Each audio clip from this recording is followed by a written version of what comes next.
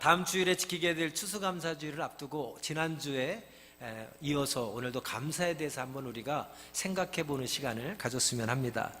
세상에는 정말 다양한 사건들이 있고 사고들이 많이 있습니다. 그 다양한 상황들 속에서 사람들이 그 모든 다양한 상황들을 경험하면서 나타나는 반응은 딱 두 가지인 것 같습니다. 하나는 그 모든 상황에서도 감사하는 사람이 있고, 또 한 종류는 그 어떤 상황에서도 감사하지 못하는 사람들이 있는 것 같습니다.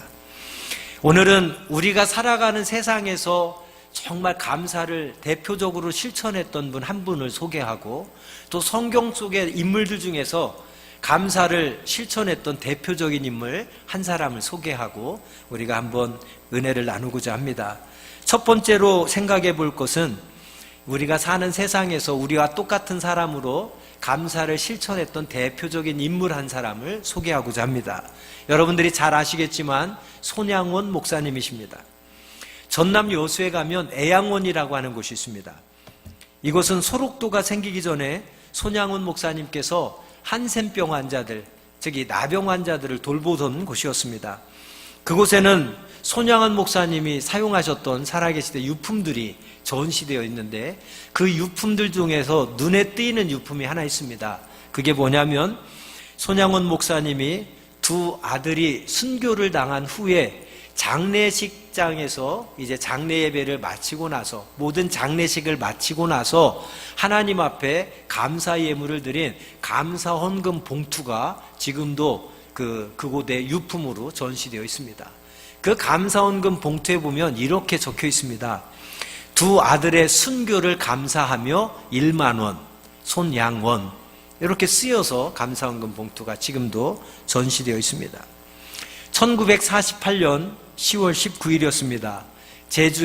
제주도에 폭동이 일어났는데, 그 폭동을 진압하기 위해서 여수에 군인들이 집결했습니다. 그런데 그 집결했던 군인들 중에 남로당 계열의 군인을 중심으로 해서 여수 반란 사건이 일어나게 됩니다. 이 여수 반란 사건 때에 손양원 목사님의 아들이 순천의 사범학교 졸업을 앞두고 있었습니다.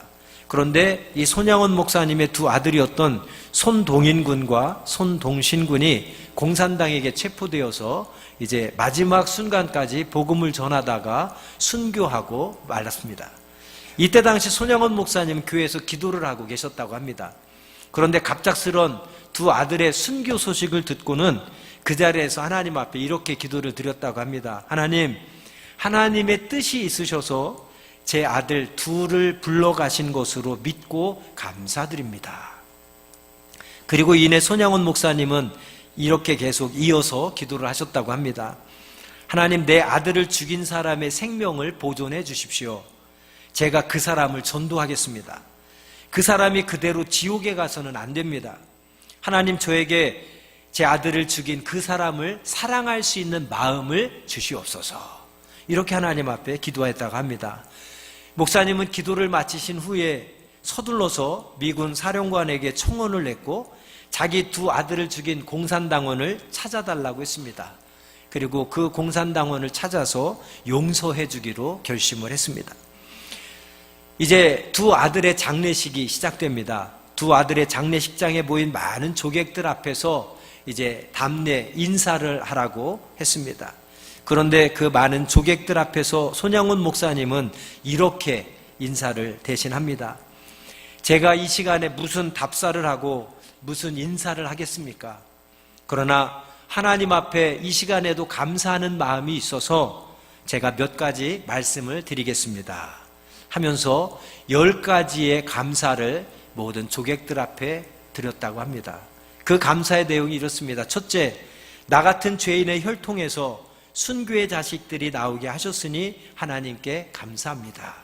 둘째, 허다한 많은 성도들 중에서 어찌 이런 보배들을 주께서 하필 내게 맡겨주셨는지 그 점 또한 주님께 감사드립니다. 셋째, 삼남 삼녀 중에서도 가장 아름다운 두 아들 장자와 차자를 바치게 된 나의 축복을 하나님께 감사드립니다. 넷째, 한 아들의 순교도 귀하다고 하는데 하물며 두 아들의 순교니 하나님께 감사드립니다. 5째, 예수 믿다가 누워 죽는 것도 큰 복이라 하거늘 하물며 전도하다 총살 순교당했으니 하나님 감사합니다. 6째, 미국에 유학을 가려고 준비하던 내 아들이 미국보다 더 좋은 천국에 갔으니 하나님 감사합니다. 7째, 나의 사랑하는 2 아들을 총살한 원수를 회개시켜 내 아들 삼고자 하는 사랑의 마음을 주셔서 하나님 감사합니다. 8째, 내 2 아들의 순교로 말미암아 무수한 천국의 아들들이 생길 것이 믿어지니 하나님 감사합니다. 9째, 이 같은 역경 중에서도 이상 8가지 진리와 하나님의 사랑을 찾는 기쁜 마음, 여유 있는 믿음을 주신 하나님께 감사합니다. 10번째, 이렇듯 과분한 축복을 누리게 되는 것을 하나님께 감사합니다. 2 아들의 장례 예배는 아버지 손양원 목사님의 감사의 답사로 눈물바다가 되었다고 합니다. 목사님은 조금도 슬퍼하는 기색이 없이 장례 행렬 맨 앞에서 이 찬송을 부르면서 장례 행렬을 이끌었다고 합니다. 영광일세 영광일세 내가 누릴 영광일세. 2 아들의 죽음 앞에서도 하나님께 영광을 돌리며 감사하며 찬송하는 손양원 목사님이야말로 정말 위대한 믿음의 사람이었고 범사의 감사를 실천하신 감사의 대표적인 인물이라고 할 수 있겠습니다. 장례식이 모두 끝난 후에 손양원 목사님은 하나님께 감사헌금을 드렸는데 바로 그 감사헌금 봉투에 쓰여진 글귀가 2 아들의 순교를 감사하며 1만 원 손양원이라고 썼다고 합니다. 참고로 당시 손양원 목사님이 교회에서 받았던 생활비 월급은 한 달에 80원을 받으셨다고 합니다.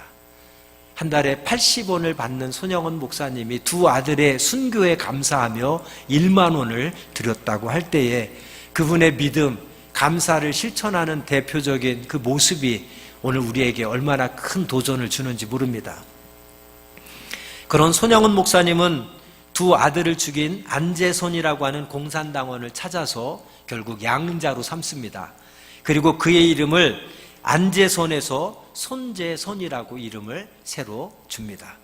결국 자신의 2 아들을 죽인 그의 양아들 손재선을 손양원 목사님은 목회자로 키워내는 사랑의 기적을 이루셨습니다.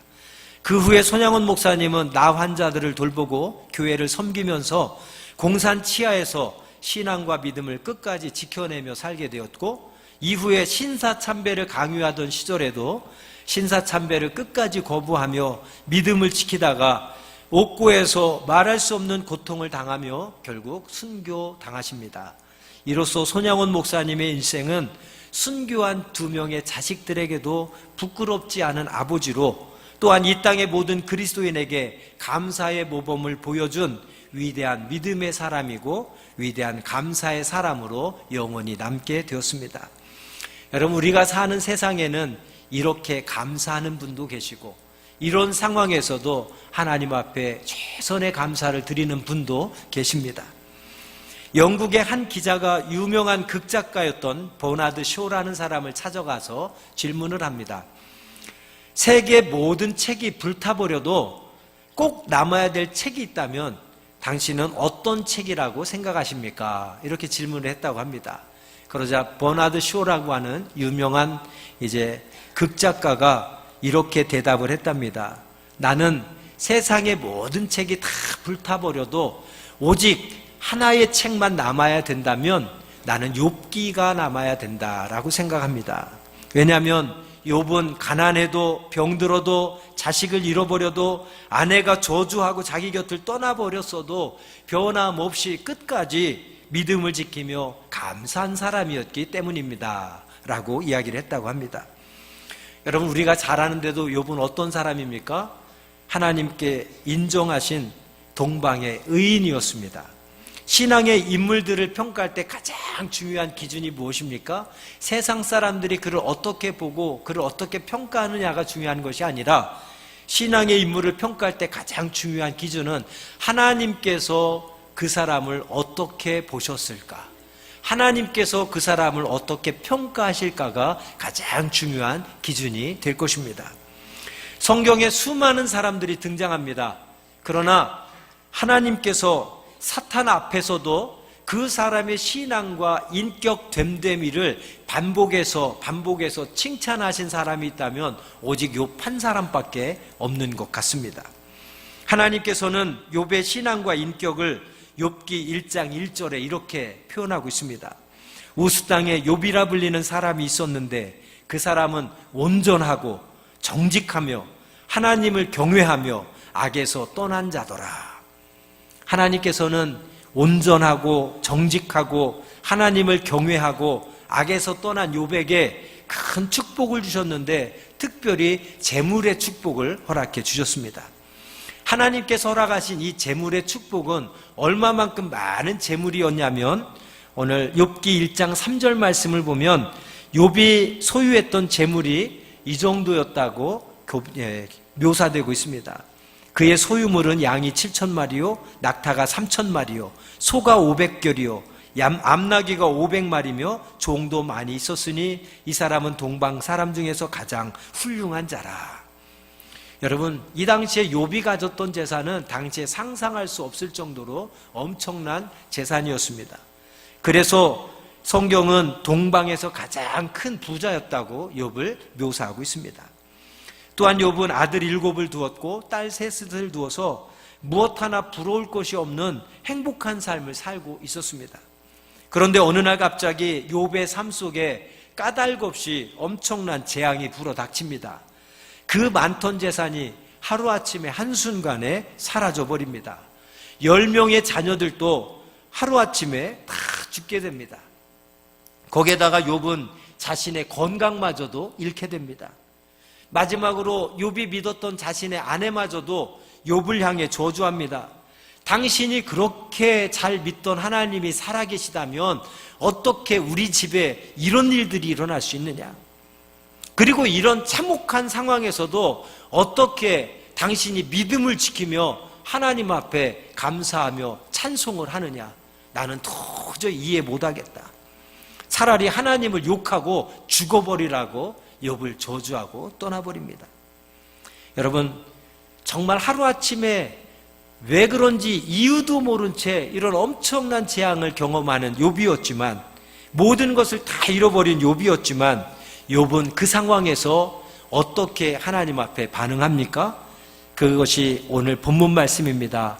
20절부터 22절. 그 엄청난 재앙, 하루아침에 불어닥친 그 재앙 속에서도 욥은 이렇게 고백합니다. 우리 한번 본문 20절부터 22절 말씀 같이 한번 읽어보겠습니다. 욥이 일어나 겉옷을 찢고 머리털을 밀고 땅에 엎드려 예배하며 이르되 내가 모태에서 알몸으로 나와 싸운즉 또한 알몸이 그리로 돌아가올지라. 주신 이도 여호와시요 거두시는 이도 여호와시오니 여호와의 이름이 찬송을 받으실지니이다 하고 이 모든 일에 욥이 범죄하지 아니하고 하나님을 향하여 원망하지도 아니하니라. 할렐루야. 이 모든 일에 욥이 하나님을 향하여 범죄하지도 않고 원망하지도 않았다. 오히려 하나님을 찬송하며 예배하고 있는 욥의 모습을 봅니다. 여러분, 욥이 모든 것을 잃어버렸어도 하나님을 향한 사랑과 믿음은 흔들리지 않았습니다. 재물을 잃은 것이, 자녀를 잃은 것이, 건강을 잃은 것이, 친구를 잃은 것이, 아내마저 등을 돌린 것이 그의 온전하고 정직한 신앙을 흔들지 못했던 것입니다. 욥은 오히려 그러한 상황에서도 뭐라고 고백합니까? 본래 인간은 알몸으로 아무것도 없이 빈손으로 이 땅에 왔다.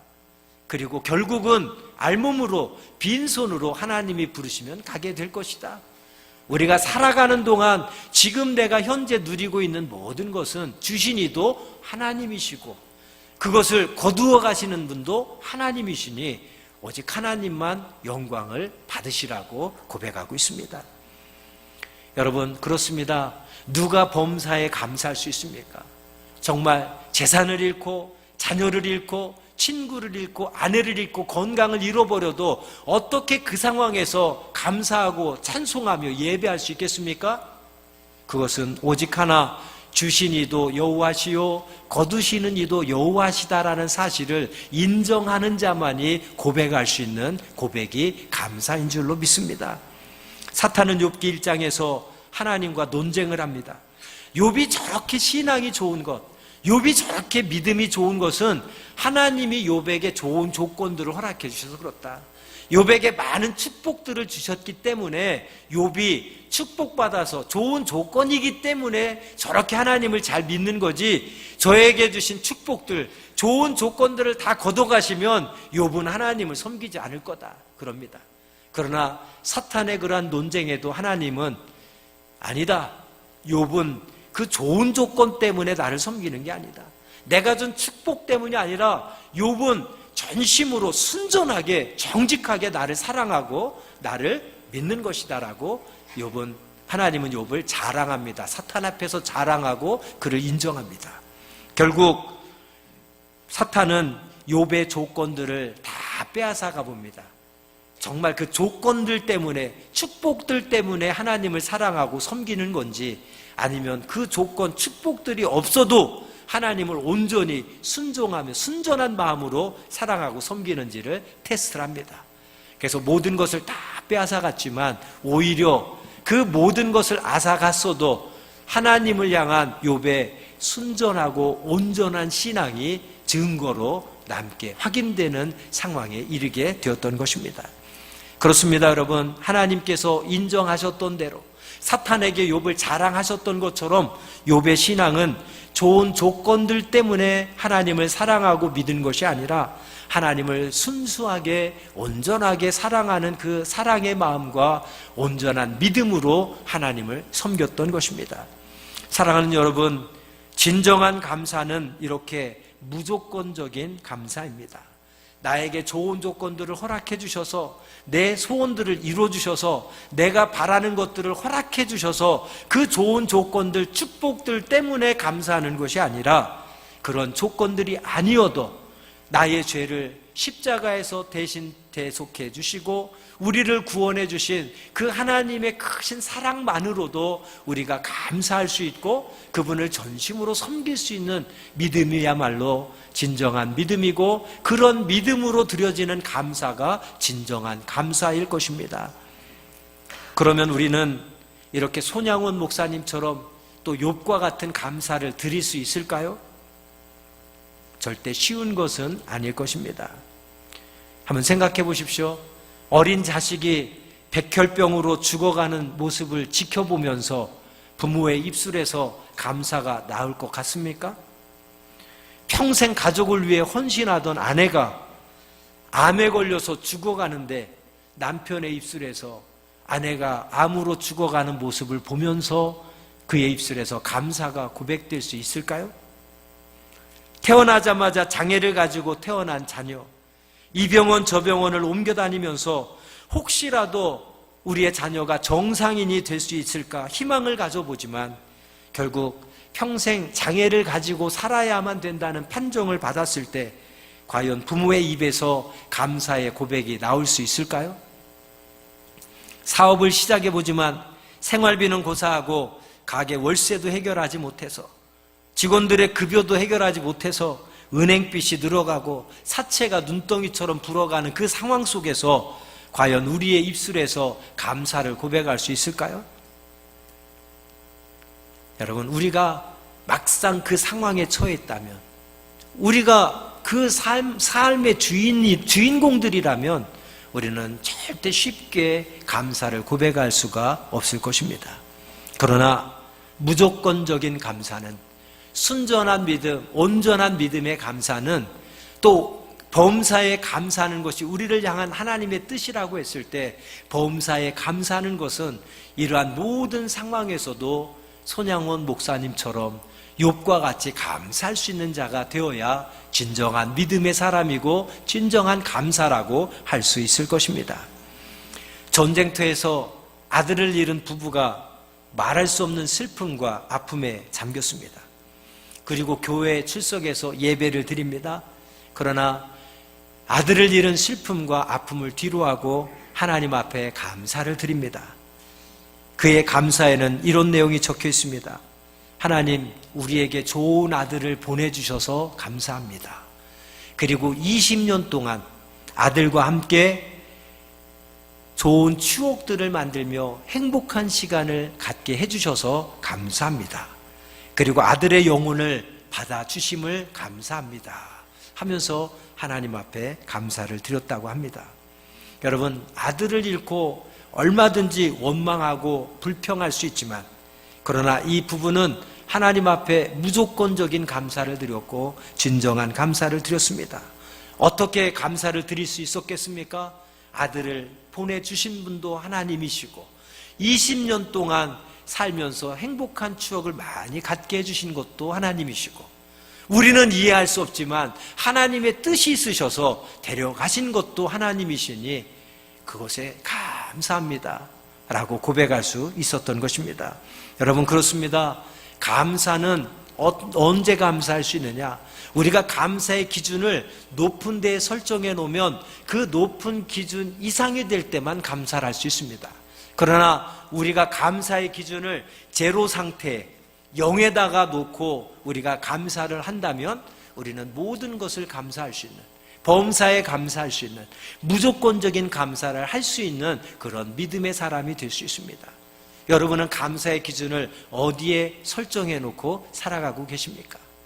오늘 본문의 욥과 같이 우리는 알몸으로 왔고 또 알몸으로 가야 되고, 주신 분도 하나님이시고 거두신 분도 하나님이라는 사실을 우리가 믿음으로 인정하고 고백한다면 우리의 감사의 기준은 언제나 제로 상태에 있어야 됩니다. 아무것도 없는 상태의 기준을 할 때 우리는 모든 것이 감사하고 범사에 감사할 수 있게 되는 것입니다. 말씀을 맺겠습니다. 대머리도 감사할 조건이 무려 6가지나 된다는 재미있는 글을 읽고 한참을 웃은 적이 있습니다. 우리 예배 시간에 머리 없으신 분이 좀 있습니까? 있으신 분들은 용서하십시오. 이해하고 들으시기 바랍니다. 대머리도 감사할 조건이 무려 6가지나 된다. 첫 번째, 여성에게는 거의 없는 현상이다. 그러므로 여성들은 더 감사해야 된다. 두 번째, 하나님의 사랑을 많이 받는 자가 대머리가 된다. 왜냐하면 날마다 하나님께서 예쁘다고 착하다고 머리를 쓰다듬어 주시기 때문이니 감사해야 한다. 세 번째, 대머리인 사람은 얻어먹고 사는 사람이 없다. 대머리로 구걸하는 사람은 아직 한 사람도 못 보았으니 감사해야 한다. 네 번째, 비교적 목회자들이 대머리가 된 사람이 많다. 엘리사도 대머리였으니 감사해야 한다. 다섯 번째, 비누, 샴푸, 물을 상당히 절감할 수 있으니 돈을 아낄 수 있으니 감사해야 한다.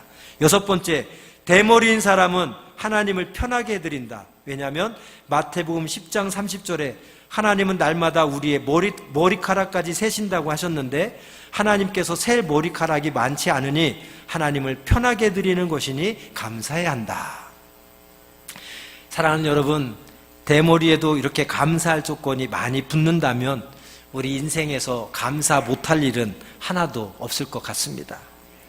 결국 생각의 차이가 감사를 만들어내는 것입니다. 똑같은 상황, 똑같은 형편, 똑같은 환경, 똑같은 사고를 당해도 우리가 생각을 어떻게 하느냐에 따라서 감사할 수도 있고 원망하고 불평할 수도 있다는 것입니다.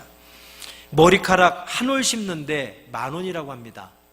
요즘은 인공 머리도 있고 가발도 있고 해서 많이 가격도 내려갔습니다만, 제가 옛날 목회하던 교회에 우리나라의 이 모발 이식 1인자가 저희 교회 부교님이셨어요. 그래서 잘 압니다. 그때 당시만 해도 머리카락이 한 올 심는데 모근을 떼어서 이식하는데 수작업으로 한 올 옮겨 심는데 10,000원입니다. 100개 심으면 100만 원입니다. 1000개를 옮겨 심으면 1000만 원입니다. 보통 사람들의 머리카락이 몇 개냐면 20만 개라고 합니다. 20만 개의 머리카락인데 머리가 없어서 1000개를 1000만 원 들여 심는다? 표도 안 난다고 합니다. 한 귀퉁이 조금만 심는 것이 된다고 하죠. 그러니까 보통 사람의 머리카락 20만 개 심으려면 20억이 필요합니다.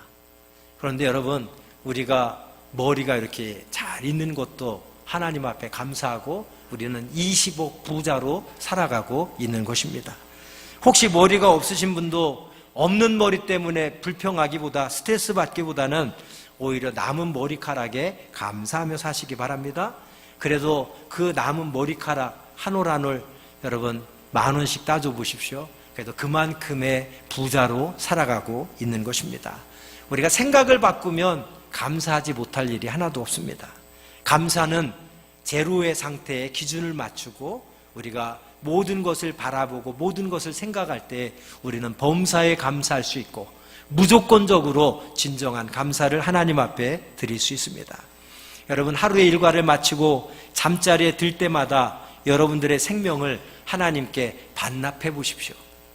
그리고 지난밤에 하나님께 반납한 생명을 아침에 눈을 뜨고 새 생명을 얻게 되었을 때 하나님 앞에 또 제로 상태로 돌아간다는 것을 인정하며 감사해 보시기 바랍니다. 우리가 잠잘 때마다 우리의 생명을 하나님께 반납하고 아침에 눈을 뜰 때마다 하나님께 지난밤에 맡겼던 생명을 다시 받는다면 우리는 범사에 감사할 수 있게 될 것입니다. 추수감사주의를 앞두고 무엇보다 우리에게 진정한 감사의 마음이 회복되어졌으면 좋겠습니다. 그리고 감사할 조건들을 우리가 찾아서 하나님 앞에 감사로 영광 돌리는 진정한 믿음의 사람이 되기를 주님의 이름으로 축복합니다. 기도하겠습니다. 고맙고 감사하신 아버지 하나님, 오늘 말씀을 통해서 감사에 대해서 다시 한번 생각할 수 있는 시간 주심을 감사드립니다. 우리는 조금만 생각해 보면 모든 것이 하나님의 은혜고 모든 것이 하나님의 사랑이고 모든 것이 하나님의 축복인데도 우리는 자꾸만 내가 잘나고 내가 열심히 하고 내가 뛰어나서 내가 능력 있어서 지금 이 모든 것을 누리고 있다고 생각합니다.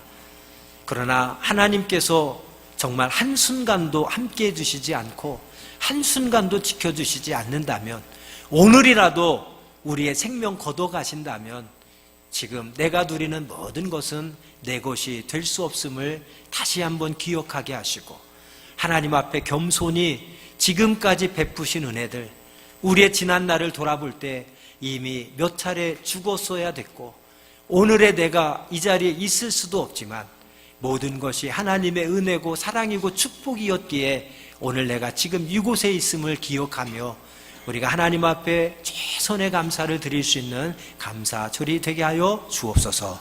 예수님의 이름으로 기도합니다. 아멘.